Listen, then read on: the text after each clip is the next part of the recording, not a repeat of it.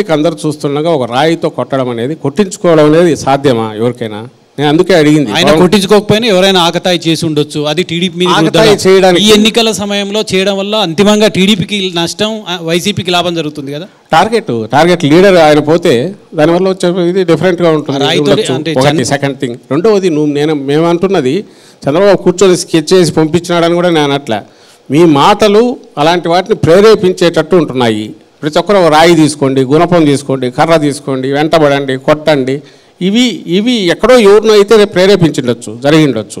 అందులో ఏదో కింద ఏ లెవెల్లో ఉండేవాళ్ళు, షేడీ దీంట్లో ఉండేవాళ్ళు, డార్కర్ దీంట్లో ఉండేవాళ్ళు, ఎలిమెంట్స్ ఎవరో ఇచ్చేసిండొచ్చు. ఏదైనా సరే మేము అంటున్న దానికి ఒక రీజన్ కనపడుతుంది. తగిలిన బలంగా తగలడము, రెండో వ్యక్తికి తగిలి అదే ఎఫెక్ట్ కంటికి ఇది కావడము, ఇంత ఫోర్స్ఫుల్గా తగలడం అనేది అది ఎవరో కొంచెం గురి పెట్టి కొట్టగలిగిన వాడు ఉండాలి, పథకం ప్రకారం చేసి ఉండాలి. మేము అన్నాము విక్టిమ్ అది అనడం కూడా నేను సహించలేమంటే ఎట్లా?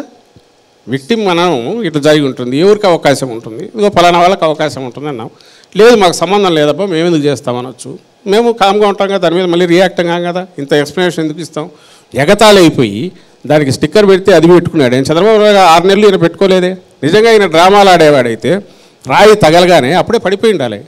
డ్రామా చేసేవాడైతే ఎక్కడ ఎవరికి చూపకుండా క్లీన్ చేసుకుని మళ్ళీ వచ్చి 2 hours అదే దీని మీద ఉన్నాడు. ఈరోజే కాదు, అంత 19 ఎలక్షన్లప్పుడు జరిగినప్పుడు కూడా షర్టు బ్లడ్ కనిపిస్తూ చూడాలి, రావాలి డ్రామా అయితే స్ట్రెచర్ మీద పడుకొని రావాలి, ఫ్లైట్ ఎక్కాలి, షర్టు మార్చుకుని ఎవరికి తెలియదే వెనక ఉన్న ప్యాసింజర్స్కు. డ్రామా ఆడేవాడైతే అట్లా చేస్తాడు. చంద్రబాబు చేశాడు కదా, అది చేస్తాడు. 6 నెలల పాటు అప్పుడు అలిపిరి జరిగినప్పుడు కట్టు కట్టుకొని ఈ చేతికి ఓ రోజు ఈ చేతికి ఓ రోజు నింది జనాన్ని పిలిపించుకొని చూసింది, అది చేసేవాడు. అది జరగలేదే, మరి డ్రామాని ఎట్లంటారు?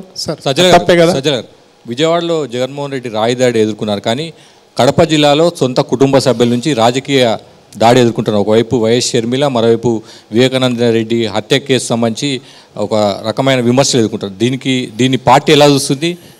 ఇది ఈరోజు మొదలైంది కాదు కదా, ఈరోజు కాలేదు. దాదాపు 6 నెలల సంవత్సరంన్నర నుంచి ఎప్పుడైతే సిబిఐ కేసు పోయినప్పటి నుంచి సునీత మొదలు పెడితే ఆ తర్వాత బ్యాండ్ వ్యాగన్లో షర్మిలమ్మ ఆమె జాయిన్ అయింది.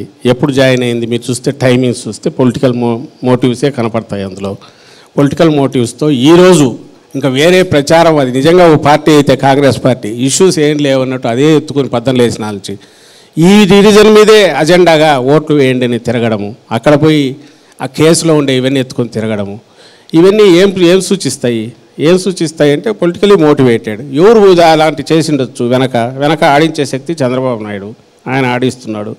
అది ఆమె సునీత తనే థ్యాంక్స్ చెప్పింది, నా వైపు నా తరఫున వీళ్ళంతా నిలబడినారు అని చెప్పిన దాంట్లో వీళ్ళందరూ ఎవరెవరైతే మేము పాయింట్అవుట్ చేస్తున్నామో వాళ్ళ ఆట ఆడిస్తున్నారు. వాళ్ళ వెనక అసలు ఆట ఆడించే direction, story, screenplay direction Chandrababu, వీళ్ళు ఆయన దీని ప్రకారం వీళ్ళు చేస్తున్నారు, వీళ్ళు ఆడుతున్నారు అని చెప్పాము. అదే రుజువు అయింది.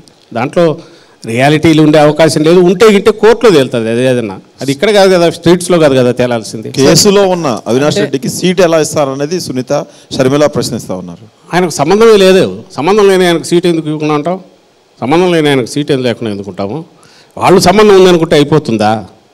వాళ్ళకి సంబంధం ఉందంటే నేను అంటున్నాను, అసలు వాళ్ళకి సంబంధం ఉంది కాబట్టి ఆమె అంత ఇల్లు ఎక్కరుస్తుంది. నేను వాళ్ళకే సంబంధం ఉంది. ఇంట్లో వాళ్ళు నిజమే ఇంటి దొంగను ఏసోడైనా పట్టలేడంటే ఫ్యామిలీలోనే జరిగింది సౌభాగ్యం అంటే, బయట ఫ్యామిలీలో కాదు, ఇంట్లో సొంత ఇంట్లో. అయితే మా మీద కేసులు పెట్టవచ్చు కదా అని కూడా ఆమె పెట్టారు కదా. 210 దీని కింద శివశంకర్ రెడ్డి భార్య వేసింది.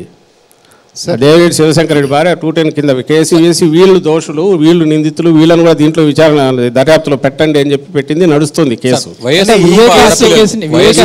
దర్యాప్తు లోకల్ పోలీసులు చేస్తుంది కాదు, సిబిఐ చేస్తుంది. సిబిఐ దర్యాప్తులో పేర్లు బయటకు వచ్చాయి. ఎఫ్ఐఆర్లో కూడా పేర్లు ఎవరెవరు ఉన్నారో కూడా మీకు తెలుసు కదా. ఇది సింపుల్ క్వశ్చన్, దాని లోతుకు పోకపోయినా స్ట్రైట్ కనిపించేది. రిపీటెడ్గా మేము అడుగుతున్నది, ఫోను వీళ్ళ దగ్గర నుంచి